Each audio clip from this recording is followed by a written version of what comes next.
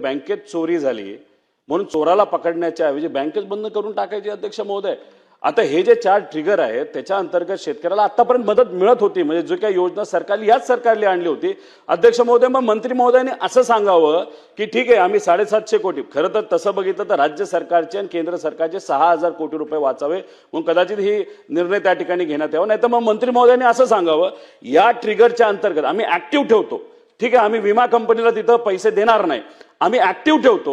विमा कंपनी ऐवजी सरकार या 4 ट्रिगरच्या अंतर्गत शेतकऱ्याचं नुकसान झालं तर हे सरकार त्या शेतकऱ्याची जबाबदारी घेईल. विमा योजना ही केंद्र सरकार आणि राज्य सरकार दोघांनी मिळून या ठिकाणी चालवलेली आहे.